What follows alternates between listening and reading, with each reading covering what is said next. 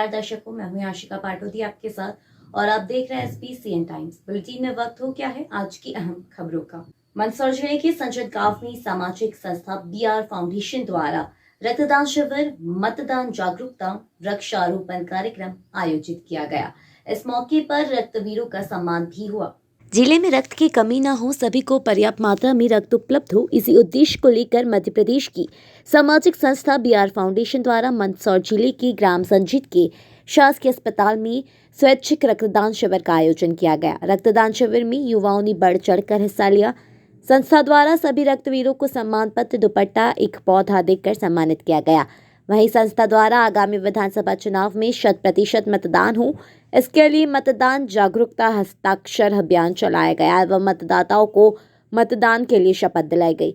वहीं पर्यावरण संरक्षण के लिए वृक्षारोपण किया गया। रक्त का संग्रह मंदसौर जिला चिकित्सालय ब्लड बैंक द्वारा किया गया।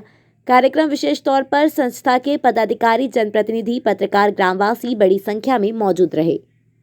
आज हमारी संस्था BR फाउंडेशन द्वारा रक्तदान शिविर का आयोजन किया गया, जिसमें युवाओं ने बढ़ चढ़कर हिस्सा लिया और मतदाता जागरूकता के लिए भी हमने शपथ दिलाई गई और सिग्नेचर किए गए और पर्यावरण संरक्षण के लिए पौधे भी लगाए गए।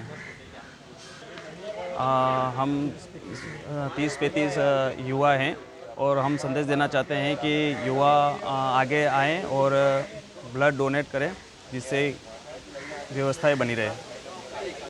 गणेश उत्सव के पहले हर साल POP की प्रतिमाओं को उपयोग न करने की पहल की जाती थी, लेकिन फिर भी यह इतना सफल नहीं हो पाता। लेकिन इस बार मंदसौर में गणपति उत्सव के पहले ही एक गौ सेवा समिति ने गौ माता के गोबर से इको फ्रेंडली गणेश जी बनाने की शुरुआत की है, ताकि बाजार में POP की मूर्तियां कम हो और इको फ्रेंडली यह प्रतिमा ज्यादा नजर आए। देखिए खास रिपोर्ट। देश प्रदेश में इको फ्रेंडली को बढ़ावा देने के लिए एक बानगी मंदसौर की सितामऊ स्थित हांडियाबाग गौशाला एवं गो अमृत सेवा समिति के सामने आई है।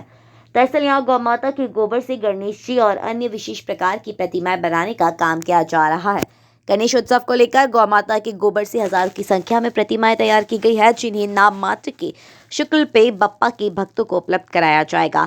बता दें कि जिले में POP की मूर्तियां प्रतिबंधित है। POP की मूर्तियां पर्यावरण और जल को दूषित करती है। ऐसे में गौ अमृत सेवा समिति द्वारा देसी गाय के गोबर से गणेश जी की मूर्तियां बनाने का काम किया जा रहा है। यह मूर्ति इको फ्रेंडली होने के साथ साथ आकर्षक भी है। पिछले वर्ष भी इनके द्वारा गोबर से बनी प्रतिमाएं उपलब्ध करवाई गई थी, जिसे लोगों ने खूब पसंद किया था। लेकिन इस समिति द्वारा बड़ी तादाद में प्रतिमाएं बनाई जा रही है, ताकि इस बार हर जगह केवल इको फ्रेंडली बप्पा की प्रतिमा ही नजर आए। समिति के अर्जुन पाटीदार ने बताया कि वह कई वर्षों से बीमार घायल गौमाता के लिए काम कर रहे हैं। इस बार उनके द्वारा बहुउपयोगी गौमाता के गोबर से अलग अलग प्रकार की मूर्तियां बनाने का काम शुरू किया है। लोगों का भी अच्छा रिस्पांस मिला है, इसलिए इस बार बड़ी संख्या में मूर्तियां तैयार की जा रही है। उन्होंने बताया कि POP की मूर्तियां जहां पर्यावरण के लिए हानिकारक होती है, वहीं गाय के गोबर से बनी प्रतिमा का अपना अलग महत्व होता है। इसलिए सभी को शुद्ध गोबर से बनी इको फ्रेंडली गणेश प्रतिमा की स्थापना कर पूजा करना चाहिए। किस तरीके से इस कॉन्सेप्ट की शुरुआत की गई और कितना रिस्पांस मिलता है, क्या मकसद है? मेरा नाम डॉक्टर अर्जुन पाटीदार है। मैं 2013 की बैच का गौ सेवक हूँ। फील्ड में पशु चिकित्सा करते थे। रोड एक्सीडेंट में बहुत सारी बार देखा है कि गाय का एक्सीडेंट हो जाता था, गौ भक्तों द्वारा फ़ोन लगाया जाता था, तो हम इलाज करके आते थे तो गौ माता को रात में कुत्ते खा जाते थे। उसको कॉन्सेप्ट को देख के हमने गो एम्बुलेंस संचालित करी। पिछले 1 साल में करीब 180 के आसपास हम गाय रिसीव करके लाए। फिर ये देखा गया कि हम गाय के गोबर से किस प्रकार उत्पाद बना सकते हैं। प्लास्टर ऑफ पेरिस की भरपूर मात्रा में मूर्तियाँ बिकती हैं मार्केट में, तो क्यों ना इसको गाय के गोबर में कन्वर्ट कर दिया जाए। तो हमने ट्रेनिंग ली, नागपुर, वर्धा में ट्रेनिंग ली, इसकी इंदौर में ट्रेनिंग ली। उसके बाद हमने धीरे धीरे पिछले 2 सालों से पिछली बार अच्छा रिस्पॉन्स मिला। गाय के गोबर को ठंड के दिनों में जब हमारे कंडे बनते हैं, उस समय हम गोबर को पीस के मोल्ड में डाल के उनके सांचे रेडी करके मूर्तियाँ बना देते हैं। ठंड के समय में लिया गया गोबर ही सबसे अच्छा होता है उस समय। अब तो केवल डिज़ाइन और ड्राइंग होती है। नवंबर, दिसंबर, जनवरी और फरवरी 4 महीने ही मूर्तियाँ बनती हैं। हम गौ माता के गोबर से पूरी तरह POP से बनी हुई मूर्तियों को रिप्लेस कर सकते हैं मार्केट से। 2 फायदे ये हैं, 3 फायदे हैं गाय के गोबर से बनी हुई मूर्तियों का। बनाने में भी कोई इन्वायरमेंट को नुकसान नहीं, मीथेन उत्सर्जन होने से भी रोक सकते हैं गोबर से। और बनाने के बाद जब विसर्जन करते हैं तो मछलियों का खाना भी बनता है और खाद भी बनता है। पीओपी से बनी हुई मूर्तियाँ हानिकारक केमिकल से बनती हैं और जलाशयों में, सीवरेज में पानी को रोकती भी है और गंदा भी करती है।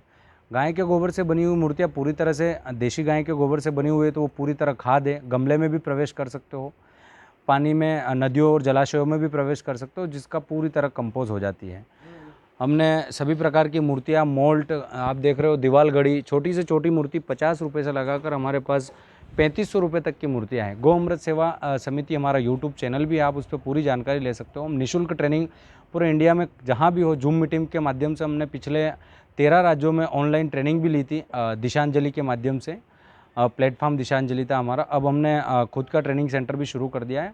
हांडियाबाग गौशाला सीतामऊ, जो कि मंदसौर जिला मध्य प्रदेश का है, उसमें एक ब्लॉक है, तहसील है सीतामऊ, वहाँ की गौशाला में हम से जुड़े हुए हैं और सभी काम गौ अमृत सेवा समिति 3 गौशालाओं का एक एनजीओ बनाया गया है जहाँ इनका उत्पाद बनाया जाता है। पिछले साल हमने मूर्तियाँ बनाई, पिछले साल जब हमने मूर्तियाँ बनाई थी तो काफ़ी लार्ज स्केल पे हमको ऑर्डर मिले थे और अच्छा सराहाया भी था। और जब गमलों में प्रवेश किया तो पौधे भी अच्छे निखर के आए क्योंकि खाद मिला। शासन प्रशासन, पूर्व कलेक्टर महोदय ने भी काफ़ी अच्छा प्रयास किया था मूर्तियाँ बिकवाने के से लेकर एनवायरनमेंट को फ़ायदे होते, सारे फ़ायदे बताए थे। तो हमने इस बार लार्ज स्केल पे 20,000 मूर्तियों के आसपास हमने बनाया है। अभी भी आप देख रहे हो पिछले वीडियो में यहाँ काम चल रहा है और हम इसके माध्यम से पूरे ज़िले में हर गौशालाओं में यदि ऐसा प्रकल्प शुरू करें तो पीओपी की मूर्तियाँ बंद करनी, पूरी तरह से रिप्लेस करनी मार्केट से कोई बड़ी बात नहीं है। और कितना श्रम लगता है क्या? अभी हमारे पास 14 लोगों की टीम चल रही है जो अपन जनवरी से स्टार्ट करते हैं इस मूर्तियों बनाने में। तो जनवरी, फरवरी, मार्च, अप्रैल 4 महीने हम बनाते हैं। उसके बाद 4 महीने हम इसकी घिसाई पिटाई रिपेयरिंग करते हैं। अभी 2 महीनों से हमारा कलर का काम चल रहा है, जो इसको डेकोरेट हम वाटर कलर यूज़ करते हैं इसमें, जो पानी में घुल जाता है। और अभी जो आप पीछे देख रहे हो महिलाएं सारी डिजाइनिंग वगैरह का काम चल रहा है, पैकिंग वगैरह, जो बाहर का जो ऑर्डर है वहाँ पे हम सप्लाई दे रहे हैं और पहुँचा रहे हैं उनको। अभी तो 15 दिन से अभी ऑर्डर जाके भी बाहर से, अभी इंदौर, उज्जैन, भोपाल, जहाँ से भी हमारा ऑर्डर आ रहे हैं, मंदसौर से भी आए थे, अब गरुड़ रहे, सुहासरा है, सारी दूर गई है अभी मूर्तियाँ हमारी। इसमें 7-8 कलर का यूज़ होता है, सारे रंगों कलर होता है और ब्रश वगैरह से सजाते हैं। उसका कुछ चमक वगैरह भी उसमें लगाते हैं डिजाइन के लिए। एक मूर्ति को डिजाइन करने में एक महिला दिन में 10-12 मूर्ति तैयार कर लेती है और वो पूरी कंप्लीट करने में तो 8 महीने सीरियल से लगते हैं। जैसे कि शुरुआत में 10 से 12 दिन में ये कंप्लीट सुखा के रेडी होती है। हाँ, बाहर के जो बच्चे भी आते हैं, स्कूलों से भी आते हैं बाहर से बच्चे, और अन्य राज्यों से भी ट्रेनिंग सेंटर के माध्यम से लोग आए थे, उनको सिखाया भी हमने। ये हम निःशुल्क ट्रेनिंग देते हैं यहाँ पे। ग्राम पंचायत आंतरी माता के प्रतापपुरा गांव में सालों से मूलभूत सुविधा से वंचित लोगों ने गांव के बाहर एकत्रित होकर सरपंच, सचिव, जिला पंचायत सदस्य के खिलाफ आक्रोश जताते हुए नारेबाजी की। वहीं आगामी विधानसभा चुनाव का बहिष्कार करते हुए मतदान न करने का फैसला लिया।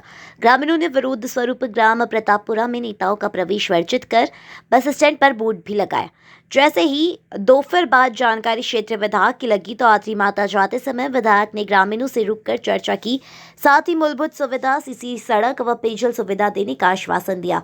प्रतापपुरा के ग्रामीणों ने विधायक से चर्चा के दौरान बताया कि सरपंच, सचिव और जिला पंचायत सदस्य प्रतिनिधि की मिलीभगत के चलते गांव में आज तक कोई भी सुविधा नहीं मिली। इन लोगों ने सिर्फ विकास के नाम पर बंदरबांट कर ली। विधायक ने जल समस्या हल करवाने का आश्वासन दिया। हेमलता पाटीदार, हमारे गांव में समस्या आप घूम फिर के देख लो, आपको भी समस्या सबको दिख जाएगी। नहीं तो पानी की व्यवस्था हमारे यहाँ पे नहीं, बच्चों के सरकारी स्कूल पढ़ने के लिए पैसे वाले तो स्कूल, बड़े स्कूल में पढ़ा, पर गरीब कहाँ से पढ़ाएंगे? नहीं पानी की व्यवस्था, नहीं अस्पताल की व्यवस्था। हमारे घर पे हमारे खुद के पाइपलाइन, पर गरीबों को देख के चलना पड़ता है। कहीं गरीब को छठ घाटी से पानी लाना पड़ रहा है, हेडपंप से पानी लाना पड़ रहा है। कहीं हमारे तो 20 साल 25 साल हो गए घर में पाइपलाइन है, हमारे कोई समस्या नहीं है। पैसों वाले ही सब, गरीबों को लेके चलो ना। कहीं अगर हमारे 40-50 जो भी बोर्ड है, एक बोर्ड गांव का, जब तक हमारे गांव में व्यवस्था नहीं होगी कोई वोट देने नहीं जाएगा। 400 वोट जिस दिन व्यवस्था हो जाएगी उस दिन हम गाँव के सब वोट देंगे। मेरा नाम शांति भाई। कितने सालों से आप यहाँ, मतलब? मैं बचपन से यहीं पे हूँ, मैं यहीं, मेरा जन्म यहीं हुआ है और बचपन पे से मेरे नाना जी ने मेरे को यहाँ कोरिया रखी, यहीं पे हूँ। क्या दिक्कत आ रही है आपको? कई दिक्कत है, रोड नहीं है, अस्पताल नहीं है, वहाँ का रोड बिल्कुल, पानी की व्यवस्था नहीं है, पंचायत यहाँ पे नहीं है, हर बात की समस्या है। माँ लाइट नहीं है, कई गाँव में पूरा में अंधेरा है। कई शौचालय बना हुआ था। हाँ तो ये शौचालय है यहाँ लिखी रखे, है ही नहीं है यहाँ पे, क्या है? हाँ आपने कभी सरपंच सचिव को अवगत कराया? सबको बोला, हर बार बोलते हम, बस जनन वोट लेना हो जिस दिन आते, फिर आते ही नहीं। वापस से लेने चाहते हैं कि चलो वोट। क्या हुई है, क्या कुछ बात है? हमारा गांव ये प्रतापपुरा जो शुरू से पार्टी से जुड़ा रहा और लगातार इनकी परेशानी जो सबसे बड़ी है, यहाँ का मुख्य मार्ग जो गांव से नहीं जुड़ा हुआ है और अभी तक कच्चा है। मैं इनकी बात से सहमत हूँ। आपकी जानकारी के लिए मैं इस रोड के लिए मुख्यमंत्री जी से बात कर चुका हूँ। उस दिन भी ये सड़क उसमें थी जिस दिन मैंने ज्ञापन दिया था वहाँ मंच से, और प्रस्ताव वहाँ पेंडिंग है राज्य शासन में, क्योंकि बड़ी रोड है, सीसी रोड बनेगा है तो करीब 1 करोड़ की रोड है ये, तो स्वीकृति इसकी राज्य शासन से आएगी। और बाकी गांव के अंदर का विकास जो करना है उसके लिए मैंने सरपंच से कल प्रस्ताव मंगवा लिए थे कि यहाँ के नाले नरेगा से बना लें अंदर गांव के, और वहाँ सीमेंट कंक्रीट के लिए मैंने कल ही 5 लाख रुपए जारी कर दिए हैं। वो पैसा 2-3 दिन में आएगा तो इनका काम भी शुरू हो जाएगा। साथ में पंचायत की राशि कुछ पड़ी हुई वो भी लगा के और वो घाटी से ऊपर तक का काम तो पूरा कर देंगे, ताकि एक सुविधा हो जाएगी गाँव में। और भी नल जल योजना की पाइपलाइनों का काम चल ही रहे हैं, उसके बाद हमारी खेतों की सिंचाई लाइनें आने वाली है, तो काम लगातार जारी है। ये बात सही है कि कोई काम जल्दी हो रहा है, कोई लेट हो रहा है, लेकिन मैंने वादा किया इनसे कि भाई चुनाव नहीं पड़ जाने दो, मामला प्रस्तावित है, पेंडिंग पड़ा है आपका, और चुनाव बाद में हर हाल में इसको स्वीकृत करा के चालू कराऊंगा।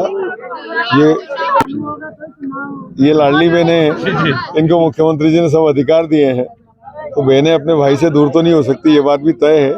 ठीक है, इनका गुस्सा अपनी जगह है, हम मान रहे हैं, पर इनके गांव के अंदर की व्यवस्था ठीक कर रहे हैं।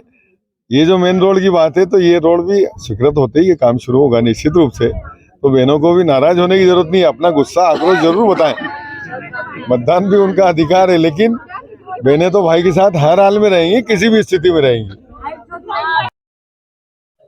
नमस्कार दोस्तों, मैं हूं मंगल कुशवाहा आपके साथ, और इस वक्त खड़े हम मनासा तहसील के ग्राम पंचायत आंतरी माता जी के समीप ग्राम प्रतापपुरा में।